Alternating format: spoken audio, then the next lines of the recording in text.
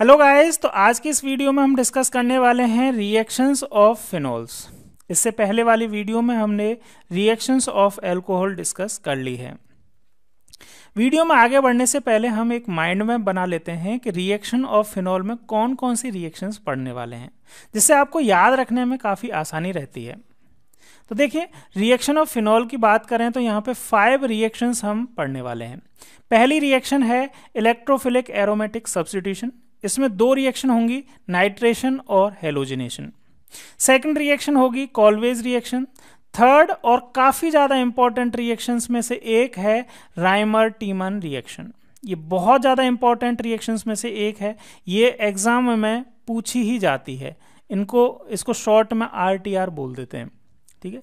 Next reaction है reactions of phenol with zinc dust. Zinc dust के साथ में फिनोल की रिएक्शन। और लास्ट रिएक्शन होगी ऑक्सीडेशन रिएक्शन। तो टोटल फिनोल की 5 रिएक्शंस हम इस वीडियो में डिस्कस करने वाले हैं। तो चलिए अपना वीडियो स्टार्ट करते हैं और इन रिएक्शंस को डिटेल में स्टडी करते हैं। तो देखो, सबसे पहली रिएक्शन जो हमने बात की थी वो है इलेक्ट्रोफिलिक एरोमेटिक सब्स्टिट्यूशन। पहले तो इसका मतलब ही समझ लीजिए। इलेक्ट्रोफिलिक सब्स्टिट्यूशन का मतलब क्या है कि एक इलेक्ट्रोफाइल जो होता है वो क्या करेगा, दूसरे इलेक्ट्रोफाइल को क्या कर देगा, सब्स्टिट्यूट कर देगा, रिप्लेस कर देगा। इलेक्ट्रोफाइल का मतलब आप समझ ही गए। इलेक्ट्रोफाइल का मतलब ऐसी स्पीसीज जो कैसी होती है, इलेक्ट्रॉन डेफिशिएंट होती है, इलेक्ट्रॉन लविंग स्पीसी होती है, उसको इलेक्ट्रोफाइल बोलते हैं। अब यहाँ पे एरोमेटिक का मतलब क्या है, समझना इसको। एरोमेटिक का मतलब है कि जो फिनोल जो है ना, फिनोल में 2 पार्ट हैं। एक इस तरह से हम फिनोल बना सकते हैं। फिनोल में एक तो ये OH वाला पार्ट है जो फंक्शनल ग्रुप है, और दूसरा वाला पार्ट जो है ये बेंजीन है। अब बेंजीन जो होती है उसमें 3 पाई बॉन्ड्स होते हैं, तो यहाँ पे इलेक्ट्रॉन की डेंसिटी ज़्यादा होती है। साथ में अगर इसमें कोई ऐसा ग्रुप लग जाए जो इलेक्ट्रॉन डोनेटिंग ग्रुप होता है, जैसे OH लग गया, तो OH के ऊपर, OH में ऑक्सीजन के ऊपर लॉन पेयर इलेक्ट्रॉन है, और ये लॉन पेयर इलेक्ट्रॉन जो हैं वो रेजोनेंस की वजह से क्या करते हैं, इसकी ऑर्थो और पैरा पोजिशन, ये ऑर्थो पोजिशंस हो गए और पैरा पोजिशंस, ऑर्थो और पैरा पोजिशंस पे क्या करेंगे, इलेक्ट्रॉन की डेंसिटी इंक्रीज कर देते हैं। कैसे कर देते हैं ये देख लो। एक मैं स्ट्रक्चर बना के बता देता हूँ यहाँ पे कि इस तरह से ये क्या करेंगे, जैसे यहाँ पे OH है और इसके पास क्या है, एक लॉन पेयर इलेक्ट्रॉन है। ये डबल बॉन्ड मैंने इस तरह से बना दिया। ये इलेक्ट्रॉन जो है वो यहाँ पे आएंगे, और क्योंकि लॉन पेयर सिंगल डबल, ये कॉन्जुगेशन वाली कंडीशन बन गई है, तो यहाँ से ये क्या करेंगे, इस तरह से रेजोनेंस करेंगे, तो ये इलेक्ट्रॉन्स जो हैं यहाँ पे आ जाएंगे।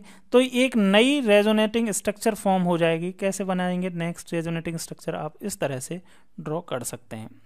यहाँ पे इस तरह से मैंने बनाया। ये इलेक्ट्रॉन जो पाई इलेक्ट्रॉन है वो नेगेटिव चार्ज में कन्वर्ट हो गए, और इसके लॉन पेयर इलेक्ट्रॉन जो हैं वो पाई बॉन्ड में कन्वर्ट हो गए, और इसके ऊपर आ जाता है पॉजिटिव चार्ज। रिमेनिंग जो पाई बॉन्ड है वो इस तरह से रहेंगे। अगेन नेगेटिव सिंगल डबल, तो अगेन ये रेजोनेंस की कंडीशन बन रही है। तो ये जो इलेक्ट्रॉन्स हैं वो पाई में कन्वर्ट होंगे, और पाई इलेक्ट्रॉन्स जो हैं वो किस में कन्वर्ट हो जाएगा, नेगेटिव चार्ज में कन्वर्ट हो जाएगा। इस तरह से यहाँ पे जो है वो इलेक्ट्रॉन्स जो हैं वो पाई बॉन्ड में कन्वर्ट हुए। पाई बॉन्ड जो है ये नेगेटिव चार्ज में कन्वर्ट हुए। ये वाला पाई बॉन्ड ऐसा ही रहा। ऊपर वाला जो है OH पॉजिटिव, ये ऐसे ही रहेगा। समझ में आ गया। आगे फर्दर ये ही कंडीशन बनेगी, यहाँ पे अगेन ये आ जाएगा। तो ओवरऑल यहाँ पे आप देखें तो ये ऑर्थो पोजिशन हो गई, ये वाली पोजिशन, ये पैरा पोजिशन हो गई ये वाली, और अगेन ये वाली ऑर्थो पोजिशन यहाँ पे। तो यहाँ पे क्या आ गए, ऑर्थो एंड पैरा पोजिशन पे इलेक्ट्रॉन की डेंसिटी इंक्रीज हो गई है। किसकी वजह से, इस हाइड्रोक्सिल ग्रुप के +M इफेक्ट की वजह से। इसी वजह से क्या होगा कि ये जो इलेक्ट्रोफाइल है, ये इलेक्ट्रोफाइल कहाँ कहाँ अटैक कर सकता है बताइए। ये इन ऑर्थो कंडीशन पे पोजिशंस पे अटैक कर सकता है, या फिर पैरा पोजिशन पे अटैक कर सकता है। तो इलेक्ट्रोफिलिक एरोमेटिक सब्स्टिट्यूशन में क्या होगा, ortho and para products form होंगे। नोट कर लीजिए इसको कि ortho and para products form होंगे। जैसे एक एग्जाम्पल ले लेते हैं। फर्स्ट एग्जाम्पल है नाइट्रेशन का। नाइट्रेशन, अब नाइट्रेशन में क्या होगा कि एल्कोहल है, अब एल्कोहल में नाइट्रेशन के लिए क्या क्या यूज़ कर सकते हैं, डाइल्यूट HNO3 यूज़ कर सकते हैं, या कॉन्सनट्रेटेड HNO3 यूज़ कर सकते हैं, कॉन्सनट्रेटेड भी यूज़ कर सकते हैं। कॉन्सनट्रेटेड वाला अभी आगे देखेंगे। कॉन्सनट्रेटेड HNO3 भी नाइट्रेटिंग मिक्सचर के लिए यूज़ कर सकते हैं, या फिर क्या कर सकते हैं, कॉन्सनट्रेटेड HNO3 प्लस क्या H2SO4 का मिक्सचर भी नाइट्रेटिंग मिक्सचर होता है, ये भी यूज़ कर सकते हैं। लेकिन यहाँ पे अभी देखते हैं कि अलग अलग कंडीशंस में ये अलग अलग प्रोडक्ट्स फॉर्म कर सकता है।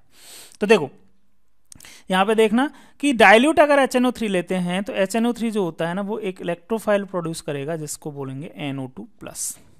और ये NO2+ जो होता है ना ये इस ऑर्थो पोजीशन पे प्रेजेंट हाइड्रोजन, अब बेंजीन रहेंगे ना, समझना इस पे सभी कार्बन के ऊपर क्या होगा, एक एक हाइड्रोजन होगा।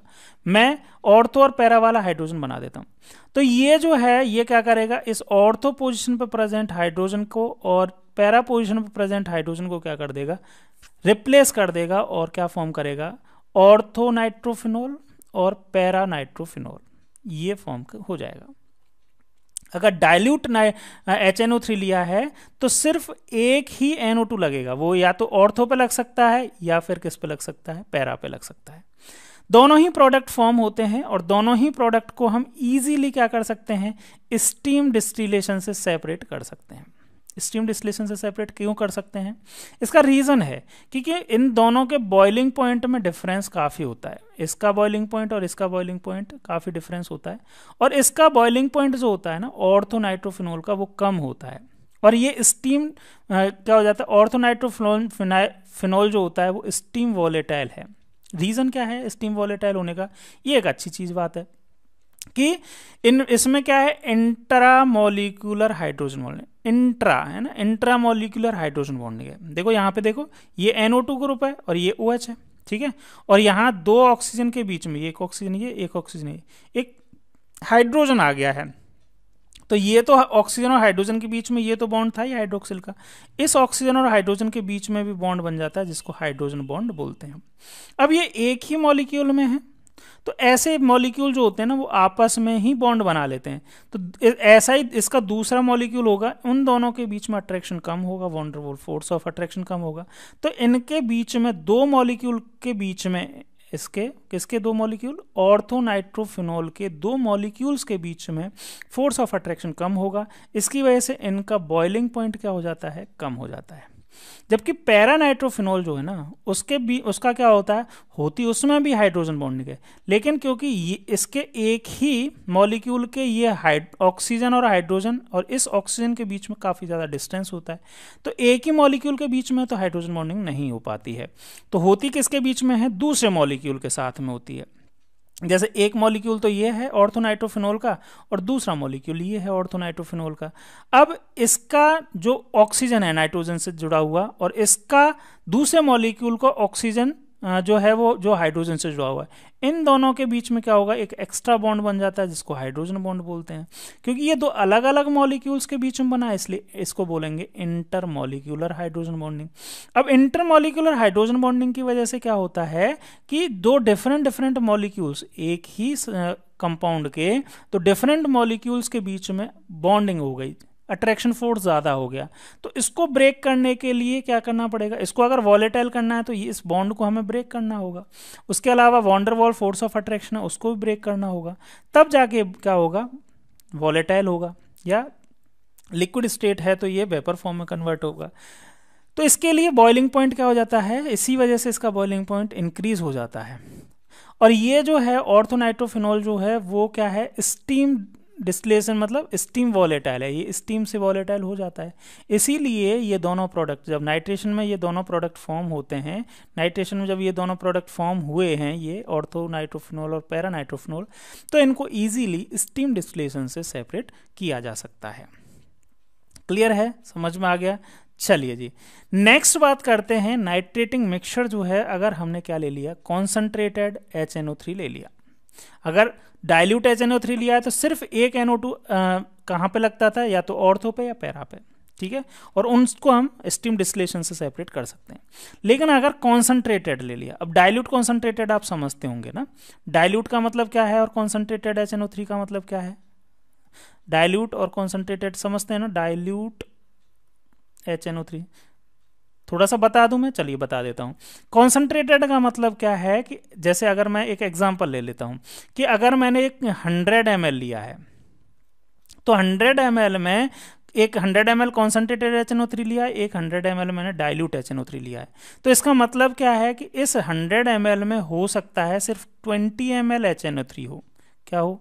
20 ml HNO3 हो, 80 ml क्या हो, इसमें वाटर हो, H2 हो, तो इसको हम बोलेंगे डाइल्यूट।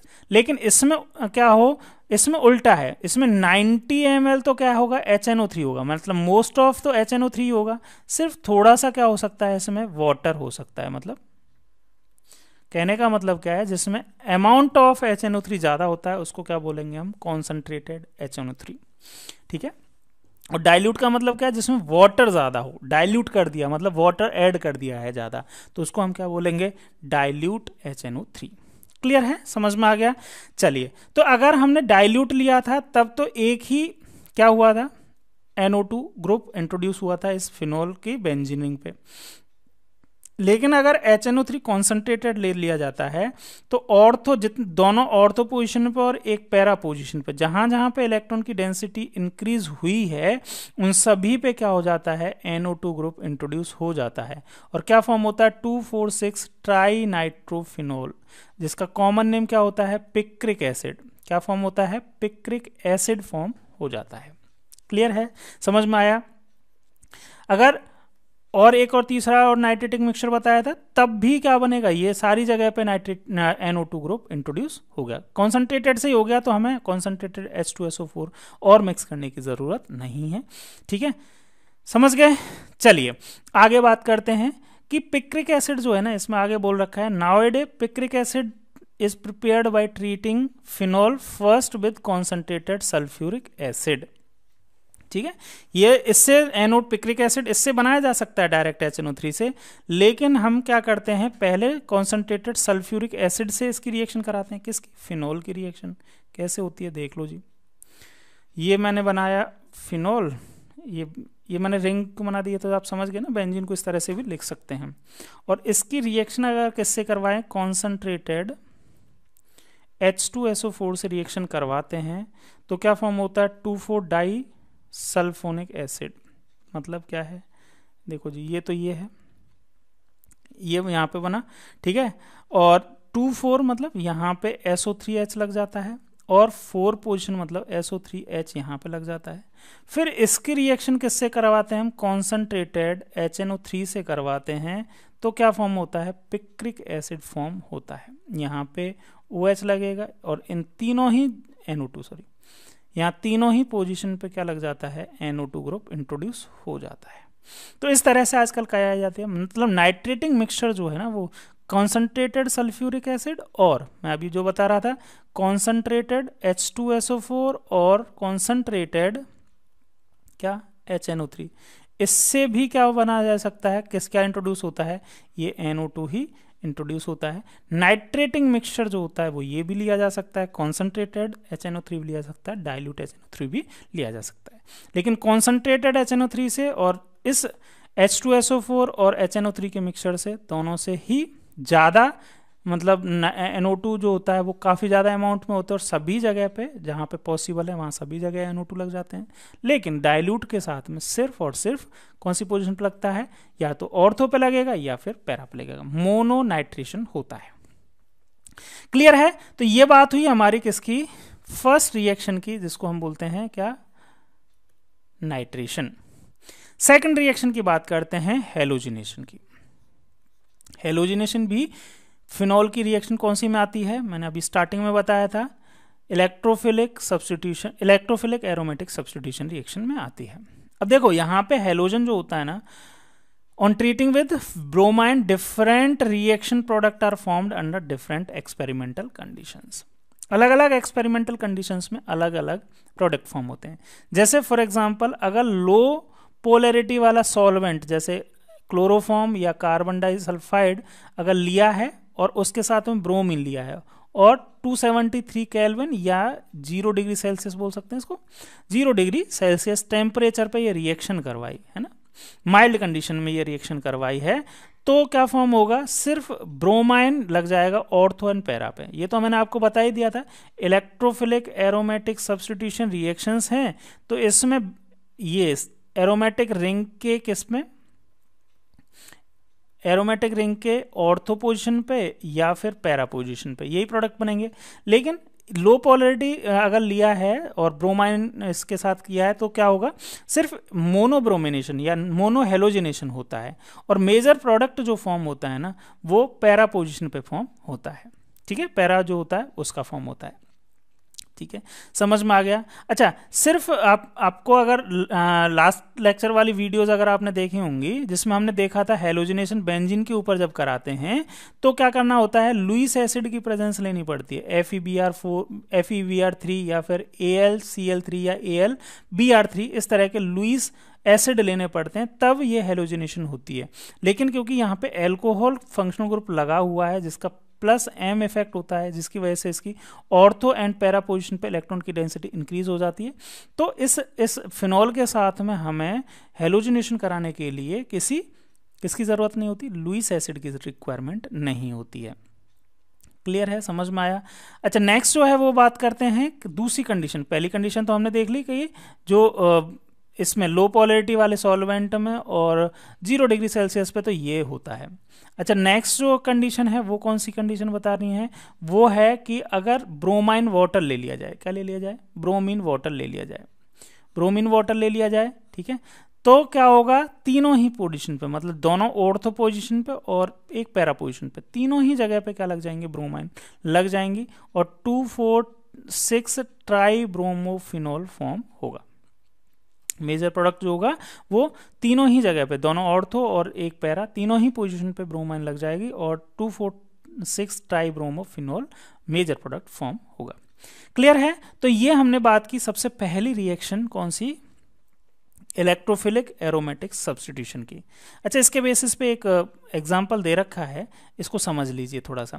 देखो क्वेश्चन क्या है, मतलब ये सी के बेसिस पे, इलेक्ट्रोफिलिक एरोमेटिक सब्स्टिट्यूशन के बेसिस पे ही है ये। क्या है question, write the structure of major product expected from the following reaction. पहला है mononitration of methyl three methyl phenol. Three methyl phenol क्या होगा, देखो ये फिनॉल मैंने बनाया, OH यहाँ पे लगाया और यहाँ पे CH3 लगाया, ये 1 पोजीशन होगी, ये 2 नंबर और ये 3 नंबर, तो 3-मिथाइल फिनॉल है ना।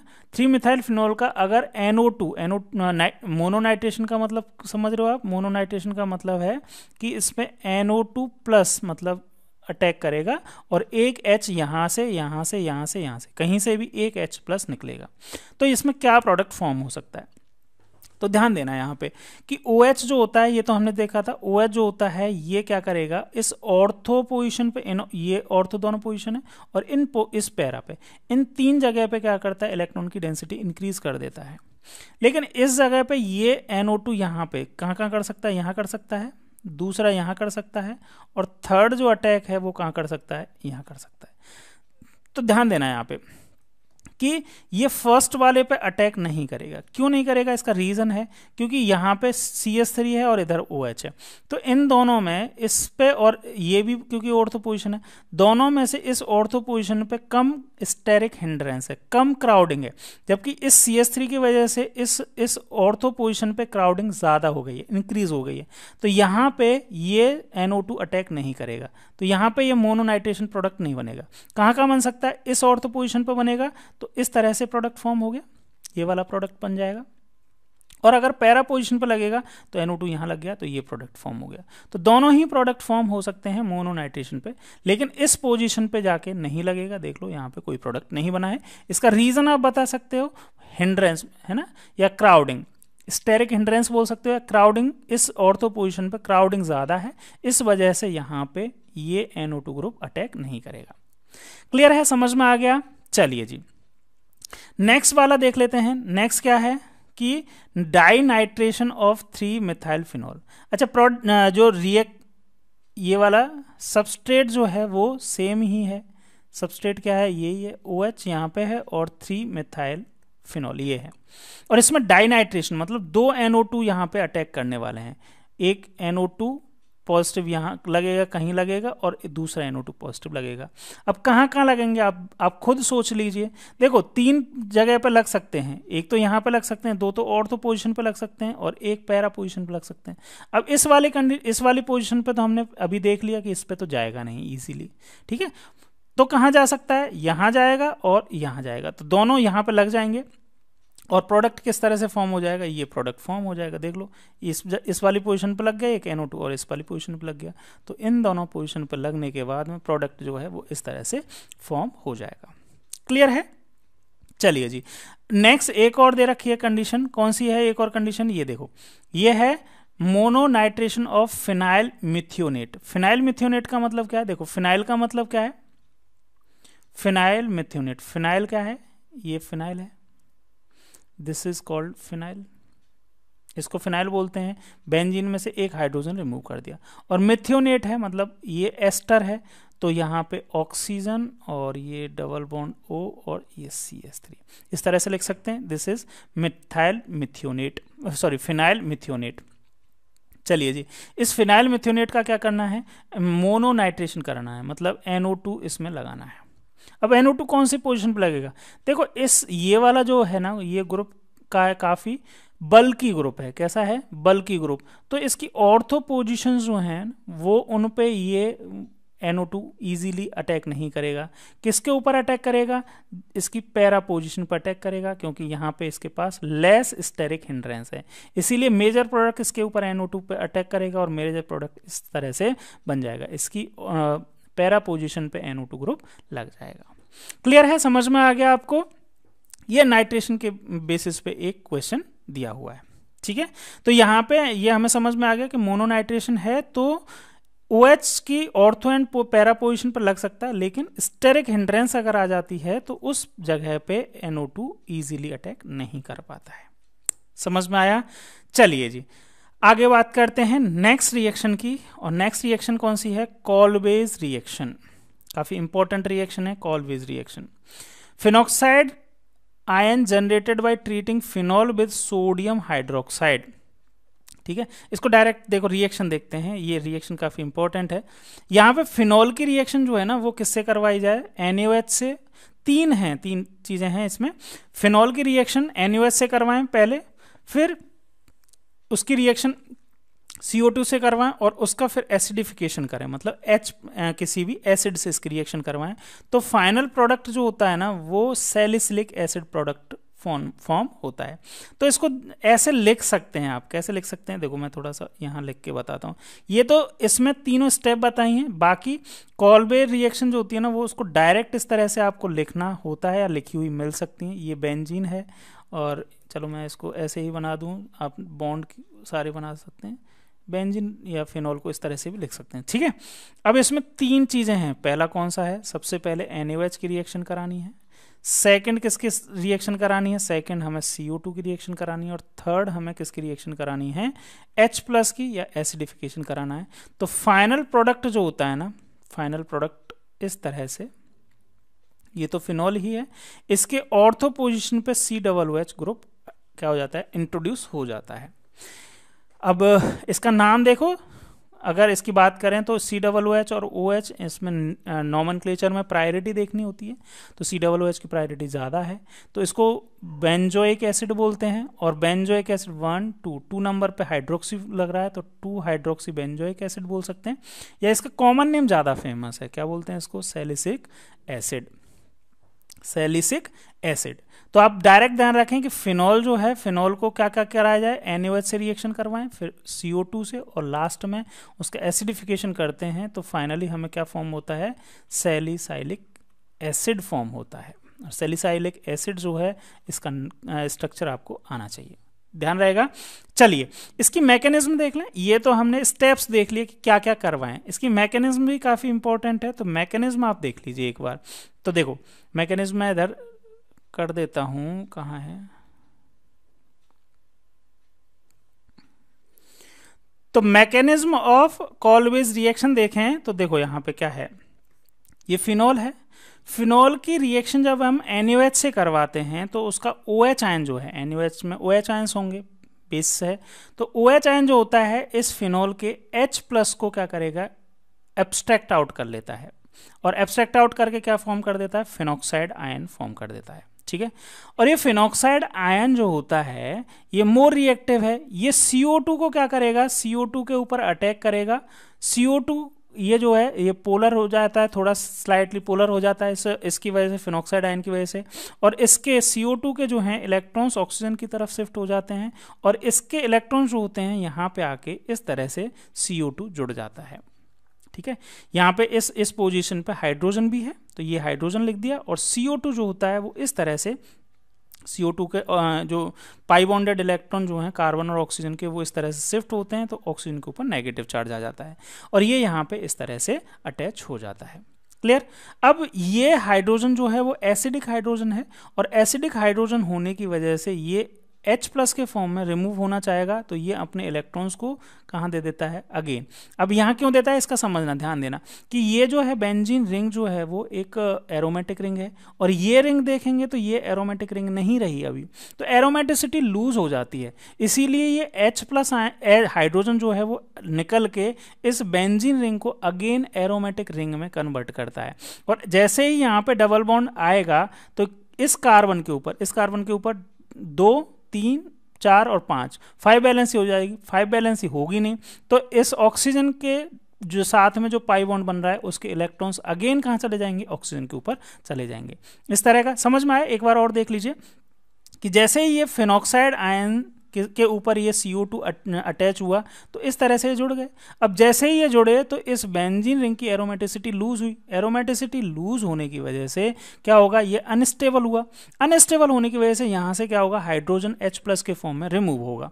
H+ के फॉर्म में रिमूव क्यों हो रहा है, क्योंकि अगेन जिससे क्या होगा, इस बेंजीन रिंग की एरोमेटिसिटी दोबारा आ जाए। यहाँ ये जो 2 इलेक्ट्रॉन्स हैं वो दोनों इलेक्ट्रॉन्स यहाँ के पाई बॉन्ड्स फॉर्म करेंगे। पाई बॉन्ड जैसे ही फॉर्म होगा तो इस कार्बन के ऊपर 5 बॉन्ड्स हो जाएंगे। 5 बॉन्ड होने की वजह से जो ये पाई बॉन्ड था ऑक्सीजन और कार्बन के बीच में, ये अगेन किस में कन्वर्ट हो जाएगा, नेगेटिव चार्ज में कन्वर्ट हो जाएगा, और ये H+ जो है वो किसके ऊपर आ जाएगा, ऑक्सीजन माइनस के पास आ जाएगा। ये H+ है, ये O- है, और इस तरह से फाइनल इस तरह से एक नया इंटरमीडिएट फॉर्म होगा जो इस इंटरमीडिएट के कंपैरेटिवली ज़्यादा स्टेबल होगा। क्लियर है, समझ में आया। इसके बाद नेक्स्ट स्टेप में एसिडिफिकेशन कराना है। पहले NaOH से रिएक्शन करवाई, CO2 से करवाई, फिर एसिडिफिकेशन यानी एसिड से रिएक्शन करवाई, और एसिड से जैसे रिएक्शन करवाएंगे तो यहाँ जो माइनस चार्ज या क्या है, ONA मतलब सोडियम फिनॉक्साइड बना हुआ है, उसमें H+ आयन लगेगा, और फाइनली क्या फॉर्म हो जाएगा, सैलिसिलिक एसिड फॉर्म हो जाएगा। इसको ऑर्थो हाइड्रोक्सी बेंजोइक एसिड या 2 हाइड्रोक्सी बेंजोइक एसिड बोल सकते हैं।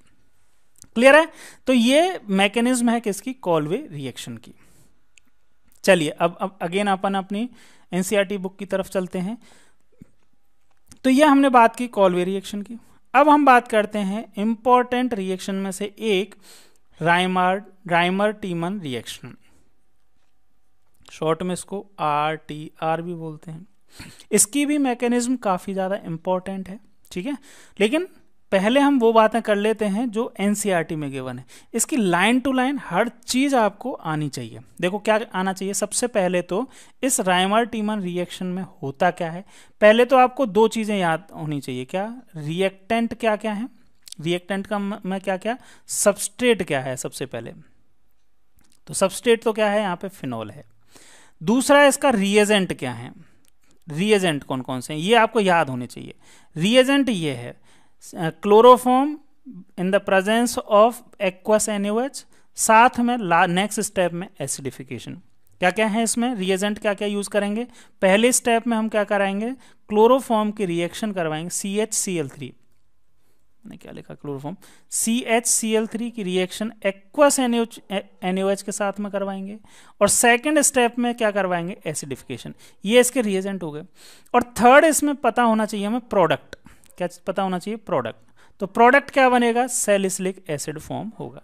ये 3 चीजें तो आपको पता ही होनी चाहिए। रिएक्टेंट क्या है, रिएक्टेंट में सबस्ट्रेट और रिएजेंट दोनों पता होना चाहिए, और प्रोडक्ट क्या फॉर्म हो रहा है ये पता होना चाहिए। ये चीज तो आपको मुंह जबानी याद होनी चाहिए, ठीक है। तो ये डायरेक्ट आप इस रिएक्शन को चाहें तो इसको डायरेक्ट याद कर लें, डायरेक्ट लिख लें कि यहाँ पे क्या बनेगा। पहले सबसे पहले फिनॉल है, उसकी रिएक्शन सबसे पहले क्लोरोफॉर्म और एक्वस NaOH से करवाई, और सेकंड इसका क्या करवाया, एसिडिफिकेशन करवाया। तो फाइनल प्रोडक्ट सैलिसिलिक एसिड, या फिर इसको क्या बोल, सैलिसैल्डिहाइड, सॉरी सैलिसिलिक एसिड नहीं, सैलिसैल्डिहाइड, या फिर क्या बोल सकते हो हम, 2 हाइड्रोक्सी बेंजल्डिहाइड। ठीक है, 2 हाइड्रोक्सी बेंजल्डिहाइड बोल सकते हैं। ज़्यादा नाम इसका यही फेमस, मतलब प्रोडक्ट एज ए प्रोडक्ट इसका कॉमन नेम बहुत ज़्यादा यही फेमस है, क्या, सैलिसैल्डिहाइड। तो याद रखें फिनॉल से क्या फॉर्म हो जाता है, सैलिसैल्डिहाइड। फिनॉल में ऑर्थो पोजीशन पे, मतलब इसके नेवर पोजीशन पे एक CHO बॉन्ड लग जाता है। इस रिएक्शन को क्या बोलते हैं, राइमर टीमान रिएक्शन। काफ़ी ज़्यादा इंपॉर्टेंट है। अच्छा, आपने रिएक्टेंट प्रोडक्ट याद रख लिए। अब सेकंड बात क्या याद रखनी है, ये एग्जाम पॉइंट ऑफ व्यू से काफ़ी ज़्यादा इंपॉर्टेंट है ना, इसको इस फॉर्मेट में याद रखो। ये वैसे पूरी की पूरी मैकेनिज्म नहीं है, लेकिन इनकम्प्लीट मैकेनिज्म है, लेकिन ये भी इंपॉर्टेंट है। क्यों, क्योंकि NCERT में गिवन है। देखो फिनॉल है, फिनॉल की रिएक्शन जब इसमें किससे करवाते हैं, chloroform in the presence of NaOH। तो NaOH का यहाँ से ये OH जो होता है, OH इस H को निकाल लेता है, और Na जो होता है इस माइनस के ऊपर आ जाता है। तो ONa बन गया फिनॉक्साइड, और साथ में ही यहाँ पे CHCl3, इसमें से भी क्या होगा, यहाँ पे CHCl2 बन जाता है। एक Cl और यहाँ से एक H रिमूव हो जाता है, और यहाँ पे क्या जुड़ जाता है, CHCl2 फॉर्म हो जाता है। इसको एक इंटरमीडिएट बोलते हैं। ठीक है, अब इसकी मैकेनिज्म क्या है, मैकेनिज्म भी अभी हम देखने वाले हैं। ठीक है, लेकिन उससे पहले ये चीज़ें समझ लो कि इसमें क्या क्या हुआ है। इसके बाद अगेन एक और NaOH की रिएक्शन होती है, और NaOH की रिएक्शन होने से क्या होगा, यहाँ से एक दोनों Cl निकल जाती हैं, एक ऑक्सीजन यहाँ पे इंट्रोड्यूस होता है, और CHO ग्रुप बन जाता है। ठीक है, नेक्स्ट स्टेप में एसिडिफिकेशन करते हैं, तो यहाँ पे OH मतलब एक H लग जाता है, और ये जो होता है Na निकल जाता है, और CHO ऑलरेडी लगा हुआ है, और फाइनल प्रोडक्ट सैलिसैल्डिहाइड बन जाता है।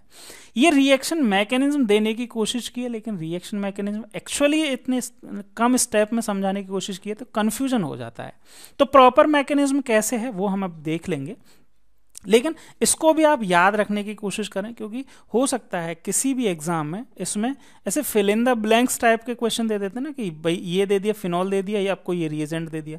अब यहाँ पे इंटरमीडिएट X बन रहा है कोई, उसके बाद NaOH के बाद Y ये प्रोडक्ट फॉर्म हो रहा है, फाइनली Z एक सैलिसैल्डिहाइड फॉर्म हो रहा है। तो इसके इंटरमीडिएट बताओ, तो ये इंटरमीडिएट ही आपसे पूछ लिया, डायरेक्ट पूछा जा सकता है, तो ये याद रखना थोड़ा सा ज़रूरी है। चलिए अब अपन चलते हैं कि इसकी एक्चुअल मैकेनिज्म, रिएक्शन मैकेनिज्म क्या है। चलिए देखो, मैं राइमर टीमन रिएक्शन को शॉर्ट में जो मैंने आपको बोल रहा था वैसे लिख के बता देता हूं। देखो फिनॉल की रिएक्शन किससे करवाई है, क्लोरोफॉर्म से करवाई है in the presence of aqueous NaOH, और टेम्परेचर याद रखना चाहें तो याद रख सकते हो 340 केल्विन टेम्परेचर पे। और सेकंड स्टेप में क्या करवाया है हमने, H+ यानी एसिडिफिकेशन करवाया है, और ऑर्थोसैलिसैल्डिहाइड मेजर प्रोडक्ट फॉर्म होता है, पैरासैलिसैल्डिहाइड भी फॉर्म होता है, लेकिन ऑर्थो जो होता है वो मेजर होता है। अच्छा, ऑर्थो एंड पैरासैलिसैल्डिहाइड को स्टीम डिस्टिलेशन से इजीली सेपरेट कर सकते हैं। क्यों कर सकते हैं, सेम रीजन जो है वो ऑर्थो नाइट्रोफिनॉल और पैरा नाइट्रोफिनॉल वाला ही है, क्योंकि इसमें इंट्रा मॉलिक्यूलर हाइड्रोजन बॉन्डिंग है, जबकि पैरासैलिसैल्डिहाइड में इंटर मॉलिक्यूलर हाइड्रोजन बॉन्डिंग होती है। तो ये जो होता है वो इजीली स्टीम वॉलेटाइल होता है ऑर्थोसैलिसैल्डिहाइड, तो इसको इन दोनों को इजीली किससे सेपरेट कर सकते हैं, स्टीम डिस्टिलेशन से सेपरेट कर सकते हैं। तो ये वाली रिएक्शन तो आपको याद रखनी ही है। हम बात कर रहे थे किसकी, मैकेनिज्म की। तो मैकेनिज्म में क्या है, सबसे पहले इलेक्ट्रोफाइल फॉर्म होता है। कैसे फॉर्म होता है इलेक्ट्रोफाइल, देखो ये क्लोरोफॉर्म है, क्लोरोफॉर्म की रिएक्शन, क्लोरोफॉर्म के ऊपर क्या होता है, OH का अटैक होता है। अब ये OH कहाँ से आया, एक्वस NaOH से आया, और इस क्लोरोफॉर्म में से एक H+ को ये OH उड़ा के ले जाता है, H2O के फॉर्म में निकल जाता है। अब इस H+ के दोनों इलेक्ट्रॉन जो हैं वो इस कार्बन के ऊपर आ गए, कार्बन के ऊपर कितने इलेक्ट्रॉन हुए, 1 2 3 4 5 इलेक्ट्रॉन हो गए, इसलिए इसके ऊपर नेगेटिव चार्ज लिख दिया। ठीक है, अब जैसे ही इसके ऊपर नेगेटिव चार्ज हुआ, कार्बन के ऊपर पॉजिटिव चार्ज या नेगेटिव चार्ज दोनों ही अनस्टेबल हैं, तो क्या होगा कि ये क्लोरीन जो होता है गुड लिविंग ग्रुप होता है, तो ये क्लोरीन अपने दोनों इलेक्ट्रॉन के साथ में रिमूव हो गया और क्या फॉर्म हुआ, यहाँ पे एक डाइक्लोरोकार्बीन फॉर्म हुआ, कार्बीन फॉर्म हुआ। यहाँ पे ध्यान देना कि इलेक्ट्रोफाइल जो होता है वो क्या होता है, यहाँ पे डाइक्लोरोकार्बीन। CCl2 जो होता है, कार्बीन एक इलेक्ट्रोफाइल की तरह बिहेव करता है। किसमें, ये क्वेश्चन डायरेक्ट पूछा जाता है, छोटे छोटे क्वेश्चंस हैं कि राइमर टीमन रिएक्शन में इलेक्ट्रोफाइल क्या होता है, तो CCl2 डाइक्लोरोकार्बीन इलेक्ट्रोफाइल बन गया। ठीक है, चलिए जी, इलेक्ट्रोफाइल बन गया। अब सबस्ट्रेट की बात कर लेते हैं। सबस्ट्रेट क्या है, फिनॉल। अब फिनॉल के ऊपर भी NaOH की रिएक्शन होती है, NaOH के OH की रिएक्शन होती है, और ये OH भी इस फिनॉल के H प्लस को भी क्या करता है, H2O के फॉर्म में रिमूव कर देता है और फिनॉक्साइड आयन फॉर्म हो जाता है। तो क्या बन गया, इलेक्ट्रोफाइल बन गया। और ये जो सबस्ट्रेट था उसमें भी ये फिनॉल से more reactive ion phenoxide ion form हो गया। अब इस फिनॉक्साइड आयन के ऊपर इस डाइक्लोरोकार्बीन की रिएक्शन होती है, ठीक है, अटैक होता है। क्यों अटैक होता है, क्योंकि ये एक तरह से इलेक्ट्रॉन डेफिशिएंट है। इलेक्ट्रॉन डेफिशिएंट है तो ये इसके ऊपर क्या करेगा, अटैक करेगा। यहाँ पे इस पाई इलेक्ट्रॉन क्लाउड है, पाई इलेक्ट्रॉन क्लाउड के साथ साथ इस फिनॉक्साइड आयन के इलेक्ट्रॉन्स भी क्या कर रहे हैं, यहाँ इधर की तरफ इस बेंजीन रिंग की इलेक्ट्रॉन डेंसिटी को इंक्रीज कर रहे हैं। इसीलिए इसका अटैक कहाँ होता है, ऑर्थो पोजिशन पे हुआ, और ऑर्थो पोजिशन पे होने की वजह से ये इसके ऊपर इस तरह से अटैक हो गया और इस तरह से अटैच हो गई। दो क्लोरीन लग गए, इस कार्बन के ऊपर नेगेटिव चार्ज आ गया क्योंकि यहाँ पे ये इलेक्ट्रॉन्स जो हैं यहाँ पे अटैच हो गए, और ये हाइड्रोजन जो है वो यहाँ पे इस तरह से है। अब देखना, ध्यान देना इस चीज़ को कि इस कार्बन के ऊपर अगेन नेगेटिव चार्ज आ गया। मैंने बताया कि कार्बन के ऊपर नेगेटिव और पॉजिटिव दोनों ही चार्ज अनस्टेबल हैं। तो क्या होगा, नेक्स्ट स्टेप में क्या होगा, ये हाइड्रोजन जो है, अच्छा इसके अलावा नेक्स्ट चीज़ एक और हुई कि इसकी बेंजीन रिंग की एरोमेटिसिटी भी लूज हो गई। क्या हुआ, बेंजीन रिंग ये अभी तक एरोमेटिक रिंग थी, अभी इस एरोमेटिक रिंग की एरोमेटिसिटी लूज हो गई है। तो ये एरोमेटिसिटी को अगेन पाने के लिए ये एसिडिक हाइड्रोजन क्या करता है, H+ के फॉर्म में रिमूव होता है, और H+ के फॉर्म में रिमूव होता है तो इसके दोनों इलेक्ट्रॉन्स जो होते हैं वो पाई बॉन्ड में कन्वर्ट होते हैं, और इसके साथ में पाई बॉन्ड में जैसे ही कन्वर्ट होते हैं तो इस कार्बन की, ये वाला जो हेड वाला कार्बन है ये वाला, इसकी वैलेंसी 5 हो जाएगी। 5 होने की वजह से ऑक्सीजन और कार्बन के बीच में जो पाई बॉन्ड था वो अगेन नेगेटिव में कन्वर्ट हो जाते हैं, पहले वाली कंडीशन आ जाती है। और ये H+ जो होता है वो किसके ऊपर अटैक कर देता है, इस कार्बन के ऊपर अटैक कर देता है, और कुछ इस तरह की कंडीशन बन जाती है। ये कार्बन जो है वो यहाँ पे जुड़ गया, यहाँ पे आ गया, ठीक है, और बेंजीन रिंग की अगेन एरोमेटिसिटी ऑब्टेन हो गई, और यहाँ पे एक माइनस चार्ज आ गया अगेन, ठीक है, ये फिनॉक्साइड आयन बन गया दोबारा से, और इसके ऊपर ये आ गया, ये कार्बन और इसके ऊपर 2 क्लोरीन और 1 हाइड्रोजन जुड़ गए। अब नेक्स्ट स्टेप में क्या होगा, जो NaOH है उसके 2 ऑक्सीजन जो हैं, 2 हाइड्रोक्सिल ग्रुप जो हैं, OH- ग्रुप जो हैं, वो क्लोरीन को रिप्लेस कर देंगे। सब्स्टिट्यूशन रिएक्शन होगा, सब्स्टिट्यूशन रिएक्शन हो गई और क्या फॉर्म हो जाएगा, इस कार्बन के ऊपर 2 OH ग्रुप लग गए। और ये तो जानते ही हैं कि एक कार्बन के ऊपर 2 OH ग्रुप जो होते हैं वो अनस्टेबल होते हैं। इनमें से क्या होगा, OH में से एक, इन दोनों OH में से H2O निकल जाएगा, और H2O निकलेगा तो क्या फॉर्म हो जाएगा, ये एल्डिहाइड। C कार्ब, एक ऑक्सीजन बचेगा इनमें से, H2O निकल जाएगा, H2O निकल जाएगा तो एक ऑक्सीजन बचेगा, और ऑक्सीजन डबल बॉन्डेड इस तरह से बन जाएगा, और H यहाँ इस तरह से हो जाएगा। और नेक्स्ट स्टेप में क्या होना है, एक H+ मतलब हाइड्रेशन, H+ एसिडिफिकेशन कराना है, तो एसिडिफिकेशन कराने की वजह से ये O- किस में कन्वर्ट हो जाएगा, OH- में, OH में कन्वर्ट हो जाएगा, और इस तरह से सैलिसैल्डिहाइड फॉर्म हो जाएगा। तो प्रॉपर रिएक्शन मैकेनिज्म तो इतने स्टेप्स की है।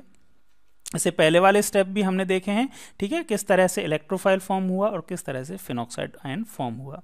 लेकिन NCERT में ये गिवन है तो आप ये भी याद रखें, मैंने आपको बताया है ये तो याद रखनी ही है, साथ में प्रॉपरली दोनों तरह से ये रिएक्शन मैकेनिज्म और 1 स्टेप की रिएक्शन भी आप राइमर-टीमन रिएक्शन के लिए याद जरूर रखें। क्लियर है, तो ये राइमर-टीमन रिएक्शन काफ़ी ज़्यादा इंपॉर्टेंट रिएक्शन है, इसलिए इसको याद अच्छे से रखें आप। चलिए फिनॉल की नेक्स्ट रिएक्शन की बात करते हैं, और वो है कौन सी reaction? Reaction of phenol with zinc dust. Simple सी रिएक्शन है। फिनॉल जो होती है कन्वर्ट हो जाता है किसमें? बेंजीन में। जिंक के साथ में, जब जिंक डस्ट के साथ में फिनॉल की रिएक्शन करवाते हैं तो ZNO निकल जाता है और ये क्या फॉर्म हो जाती है? बेंजीन फॉर्म होती है। सिंपल सी रिएक्शन है। नेक्स्ट रिएक्शन की बात करें तो ये है ऑक्सीडेशन रिएक्शन। ठीक है, ऑक्सीडेशन रिएक्शन का मतलब क्या है कि फिनॉल है, देखो फिनॉल का ये OH ग्रुप है, तो OH मतलब एल्कोहल जो होते हैं, ये तो मैंने आपको एक सीक्वेंस बताया था कि हाइड्रोकार्बन जो होंगे, हाइड्रोकार्बन से क्या बनेगा? OH ग्रुप बनेगा, OH ग्रुप से क्या बनेगा? कार्बोनिल ग्रुप बनेगा, और कार्बोनिल ग्रुप से क्या फॉर्म हो जाता है? यस, एसिड ग्रुप फॉर्म होता है। तो ये ऑक्सीडेशन का प्रोसेस है, इनका ऑक्सीडेशन होता चला जाता है, ऑक्सीडेशन होता चला जाएगा तो ये फॉर्म होगा। तो यहाँ ये OH ग्रुप से क्या फॉर्म होगा? कार्बोनिल ग्रुप फॉर्म होगा ऑक्सीडेशन से। तो देखो अगर ऑक्सीडेशन होता है किससे? क्रोमिक एसिड से, तो क्या फॉर्म होता है? डाई कीटोन, जिसको हम बेंजोक्विनोन बोलते हैं। तो ये Na2Cr2O7 in the presence of H2SO4, या फिर किसकी बोल सकते हो? Chromic acid, H2Cr2O7, H2Cr2O7, this is chromic acid. ठीक है, या इसका क्रोमिक एसिड का सॉल्ट और H2SO4 की प्रेजेंस में करवाएंगे तो भी आपको क्रोमिक एसिड ही फॉर्म मिल जाएगा। तो क्रोमिक एसिड या फिर इनके साथ में जब रिएक्शन करवाई जाती है फिनॉल की, तो क्या फॉर्म होता है? बेंजोक्विनोन फॉर्म होते हैं। बेंजोक्विनोन क्या होता है? इस ऑक्सीजन, इस बेंजीन रिंग की जो होती है, यहाँ पे डबल बॉन्ड और यहाँ पे डबल बॉन्ड इस तरह से लग जाता है, double bond O, double bond O, तो ये बेंजोक्विनोन फॉर्म होता है। ठीक है, अच्छा बेंजोक्विनोन अगर क्रोमिक एसिड से रिएक्शन करवाएं या सोडियम क्रोमेट और H2SO4 से करवाएं तब बेंजोक्विनोन फॉर्म हो सकता है, या फिर अगर सिंपल सा किसकी प्रेजेंस में रखें? In the presence of air, air की प्रेजेंस में भी फिनॉल को रख दिया जाए तो फिनॉल जो होता है वो स्लोली ऑक्सीडाइज हो जाता है और उसका कलर डार्क कलर में कन्वर्ट हो जाता है। उसका रीजन भी क्या होता है? क्यूनोन्स फॉर्म होने लग जाती हैं, ये क्यूनोन्स फॉर्म होने लग जाती हैं। ठीक है, तो एयर की प्रेजेंस में ये ऑक्सीडेशन जो होता है फिनॉल का वो थोड़ा स्लो होता है। क्रोमिक एसिड से ऑक्सीडेशन, क्रोमिक एसिड या सोडियम क्रोमेट और H2SO4 की प्रेजेंस में डायरेक्ट ही बेंजोक्विनोन फॉर्म हो जाते हैं। तो ये हमने नेक्स्ट रिएक्शन 5th नंबर की रिएक्शन ऑक्सीडेशन रिएक्शन डिस्कस की है। ठीक है, तो ये हमने आज जो फिनॉल की रिएक्शंस हैं 5 रिएक्शंस वो डिस्कस कर ली हैं।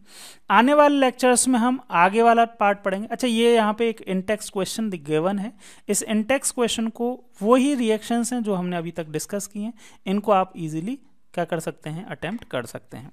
ठीक है, आने वाले लेक्चर में हम डिस्कस करेंगे सम कमर्शियल इंपॉर्टेंट एल्कोहल्स। आज के लिए इतना ही, चलिए मिलते हैं नेक्स्ट लेक्चर में। Thank you.